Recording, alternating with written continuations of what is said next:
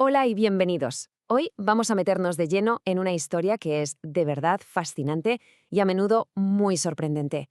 ¿Cómo se llegó a construir esa colección de libros que llamamos la Biblia? Y es que no es un libro que simplemente apareció de la nada. La cosa es mucho, pero mucho más compleja e interesante. Venga, vamos al lío. Y empecemos con una pregunta que seguro que más de uno se ha hecho alguna vez. ¿Por qué hay Biblias que son más gordas que otras? Parece una pregunta tonta, ¿verdad? Pues la respuesta nos abre la puerta a toda esta historia que vamos a explorar. Por un lado, si abrimos una Biblia católica, nos encontramos con este número, 73. 73 libros. Ahí es nada. Esa es la cifra que conforma su escritura sagrada. Pero ojo, si cogemos una Biblia protestante, el número baja a 66. Faltan 7. ¿Qué ha pasado aquí? ¿Dónde se han metido? Para resolver este pequeño misterio tenemos que entender un concepto que es absolutamente clave. Bueno, pues para entender por qué pasa esto, por qué esa diferencia de libros, hay una palabra que viene del griego antiguo y que la verdad lo cambia todo. Y esa palabreja es canon. Viene del griego canon, que significaba algo así como regla o vara de medir. En este contexto, el canon de la Biblia es básicamente la lista oficial de libros que una comunidad religiosa considera sagrados, inspirados por Dios. Pensemos en ello como el índice oficial del libro, ¿vale? Y lo más curioso es que las diferentes tradiciones, pues, cerraron su propio índice en momentos muy diferentes de la historia. A ver, la gran diferencia entre esos 73 y 66 libros está aquí, en la formación del Antiguo Testamento. Y su historia, creedme, es mucho más enrevesada y antigua de lo que la gente suele pensar. Aquí está el quid de la cuestión. Resulta que en la antigüedad no había una, sino dos grandes versiones del Antiguo Testamento circulando. Por un lado teníamos la Septuaginta. Era una traducción al griego que se hizo un par de siglos antes de Cristo. Esta versión incluía más textos y fue la que usaron los primerísimos cristianos que hablaban griego. De aquí salen los 46 libros del Antiguo Testamento católico. Y por otro lado estaba la Biblia hebrea, el Tanaj, que tenía 24 libros.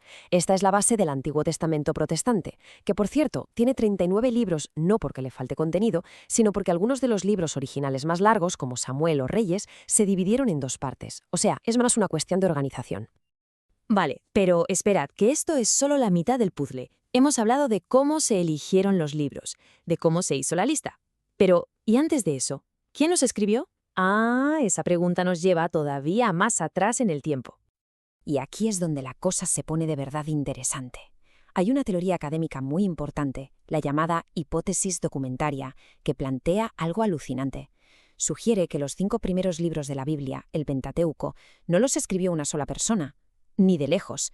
Más bien son como un patchwork, el resultado de coser juntas al menos 4 fuentes o tradiciones mucho más antiguas.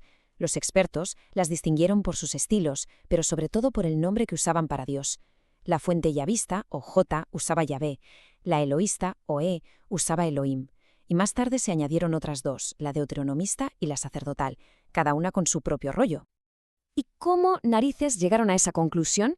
Pues, como le resume muy bien el analista Pepe Rodríguez, se toparon con algo muy llamativo. Había muchas historias que se duplicaban, pero que lo hacían con notables contradicciones. El caso más famoso, seguramente, son los 2 relatos de la creación que hay en el Génesis, uno justo después del otro. Pistas como esta sugieren que un editor, o varios, fueron uniendo con mucho arte tradiciones orales y escritas que ya existían. Venga, saltamos ahora al Nuevo Testamento. Aunque hoy en día su lista de libros es casi idéntica en todas las iglesias cristianas, que nadie piense que se pusieron de acuerdo en 2 días.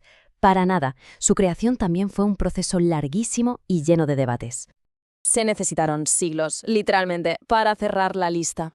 Fijaos, sobre el año 144, un tipo llamado Marción propuso un canon, pero era súper radical. Tiraba a la basura todo el Antiguo Testamento y se quedaba con unos pocos libros del Nuevo, y encima editados por él.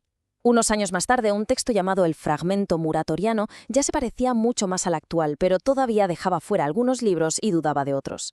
Tuvimos que esperar hasta el año 367 para que Atanasio de Alejandría escribiera la primera lista, que es un calco de los 27 libros que conocemos hoy. Y el debate fue tremendo, ¿eh? Hubo libros que estuvieron en la cuerda floja durante siglos. El Apocalipsis, la Epístola a los Hebreos, la de Santiago. Unos los querían dentro, otros ni de broma. Incluso textos que hoy nos suenan raros, como el Pastor de Hermas o la Epístola de Bernabé, fueron súper populares y considerados sagrados por algunas comunidades, aunque al final se quedaron fuera del canon oficial de la mayoría. Mira, esta tabla lo resume de maravilla. Fijaos en la Epístola a los Hebreos. primero rechazada, luego disputada durante más de un siglo y al final aceptada. O el Apocalipsis, que fue un auténtico vaivén, aceptado, luego disputado y finalmente aceptado de nuevo. Esto lo que demuestra es que el canon no se decidió en un despacho de un día para otro.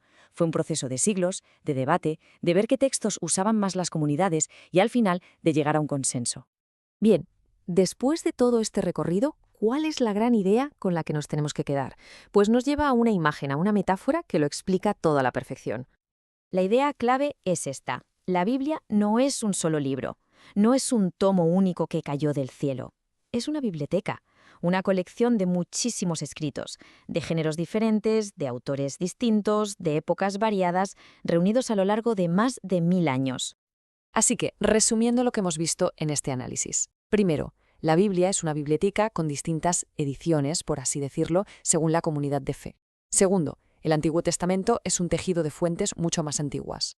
Tercero, el Nuevo Testamento se eligió tras siglos de debate entre un montón de escritos cristianos primitivos.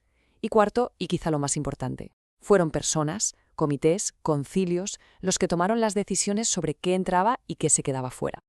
Y todo esto, claro, nos deja con una pregunta final en el aire. Si la Biblia es una biblioteca, una obra ensamblada por manos humanas a lo largo de la historia, ¿cómo cambia eso nuestra forma de leerla? Es una pregunta que ya no es solo de historia, sino que nos invita a reflexionar sobre qué significan estos textos para nosotros, hoy. Gracias por habernos acompañado.